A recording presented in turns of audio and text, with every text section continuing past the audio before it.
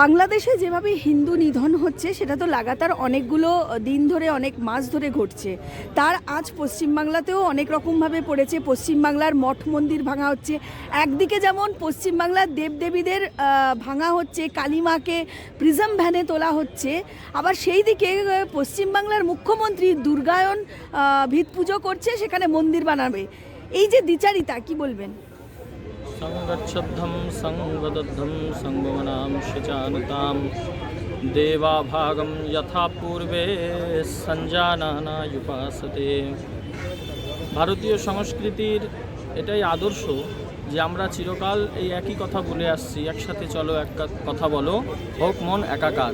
কিন্তু আর কোনো মতেই মন একাকার করা যাচ্ছে না। যতই উদারতার কথা আমরা বলেছি, ততই আমাদের উদারতাকে এই মৌলবাদীরা, জেহাদিরা, হিন্দু বিরোধীরা এরা আমাদের উদারতাকে দুর্বলতা ভেবেছে।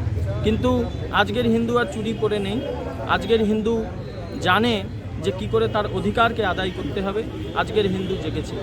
বাংলাদেশ থেকে শুরু করে পশ্চিমবঙ্গে যেভাবে হিন্দু অত্যাচার হয়েছে, মঠ মন্দির ভাঙা হয়েছে, তাতে করে আমাদের আর লজ্জার জায়গা নেই।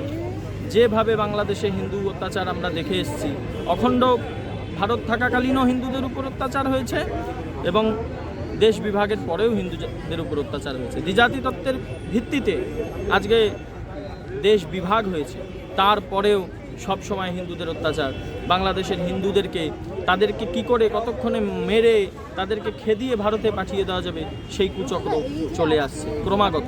কিন্তু আপনারা মনে করছেন যারা বাংলাদেশি হিন্দু আমরা অত্যাচারিত হয়ে কোথায় আসবো? পশ্চিমবঙ্গে। কিন্তু পশ্চিমবঙ্গেও সেই বাংলাদেশি রোগের আবহাওয়া আজকে আমরা দেখছি। বাংলাদেশে কালী মূর্তি যখন ভাঙা হতো, তখন অপরাধীদের ধরলে কদিন পরে ছেড়ে দিত। কি বলতো? যে না, মানসিক ভারসাম্যহীন। পশ্চিমবাংলাতেও আমরা দেখলাম, দক্ষিণবঙ্গে যখন কদিন আগে কালী মূর্তি, মা কালীর গলা থেকে মুন্ড পৃথক করে দেওয়া হলো, তারপরে কি বলা হচ্ছে? মানসিক ভারসাম্যহীন।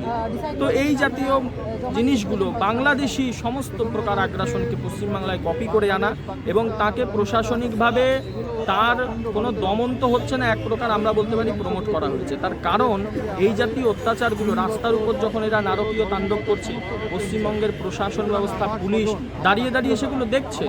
পতাকা খোলা হোক, সেটা বাসের থেকে, ধর্মীয় পতাকা খোলা থেকে শুরু করে আপনারা দেখেছেন গাজার বিষয়কে কেন্দ্র করে পশ্চিমবঙ্গের রাজপথে আন্তর্জাতিকভাবে নিষিদ্ধ সেই আইএসআইএসের পতাকা নিয়ে কিভাবে তাণ্ডব করেছে। আর আমাদের হিন্দুরা, তারা দীপুচন্দ্র দাসের নির্মম হত্যার বিরুদ্ধে একটু প্রতিবাদ জানাতে গেছে। কি দুফোঁটা তো চোখের জলই ফেলতে গেছে হিন্দুরা। হিন্দুদের হাতে তো অস্ত্রও থাকে না, হিন্দুরা কোথাও আগুনও জ্বালায় না। হিন্দুদের কিন্তু এই উগ্রতাটা নেই। তার কারণ এই সুযোগই কি তাহলে এই মুসলিমরা নিচ্ছে, যেহেতু হিন্দুদের মধ্যে নেই, এবং এবং এবং সরকারও নিচ্ছে। আমি একদম আমাদের উদারতাকে এরা দুর্বলতা মনে করছে। কিন্তু ভুলে যাবেন না, আমাদেরই দেবতা ভগবান শ্রীকৃষ্ণ, তিনি অর্জুনকে বিশ্বরূপ দেখিয়েছিলেন এবং অর্জুনকে বলেছিলেন, ক্লৈব্যং মাস মগমঃ পার্থ নৈতত্তদ্যুপপদ্যতে ক্ষুদ্রম হৃদয় দৌর্বল্যম ত্যক্তোত্তিষ্ঠ পরন্তপ। আমরা ঠিক যেরকম অর্জুন বলছিল আমার স্বজন সবাই আমার আপন, আমি কেন হত্যা করব। কিন্তু আমাদের দেবতা তিনি কিন্তু তাকে সঠিক পথ দেখিয়েছেন। আমরা বাংলাতেও আপনারা দেখেছেন গীতা পাঠের মাধ্যমে হিন্দুত্বের জাগরণ হয়েছে। তাই এই যত অর্জুনরূপী হিন্দু আছে এরা কিন্তু জেগে গেছে।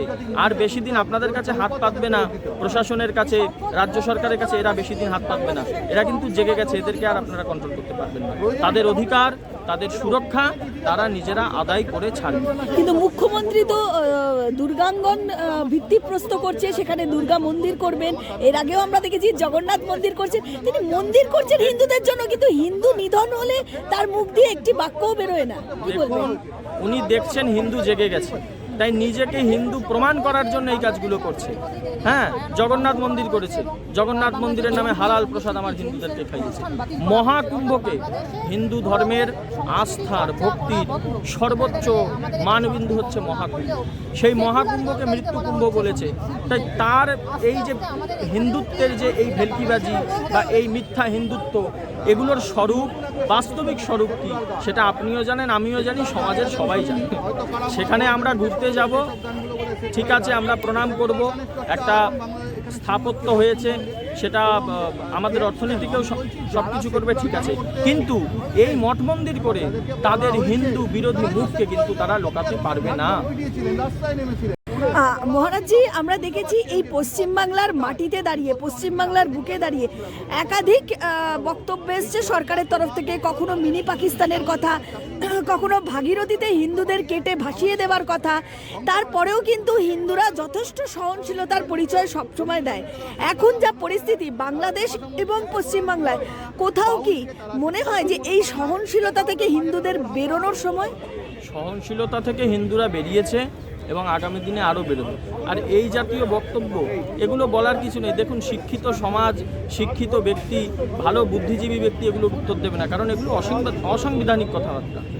একজন সংবিধানে বিশ্বাসী মানুষ, গণতন্ত্রে বিশ্বাসী মানুষ, মানবতায় বিশ্বাসী মানুষ এরকম কখনো বলতে পারে না। আমরা সত্যি এগুলো দেখলে আমাদের লজ্জা লাগে যে একটা মানুষের প্রশাসনিক স্তরে বসে এই রকম বিবেকের ন্যূনতা, এই রকম অমানবিকতা, নৈতিকতার এই রকম শূন্যতা কি করে থাকতে পারে? এগুলো তো অত্যন্ত ঘৃণ্য, এগুলোকে ধিক্কার জানাতে হচ্ছে, এগুলো আমরা ধিক্কার জানাই।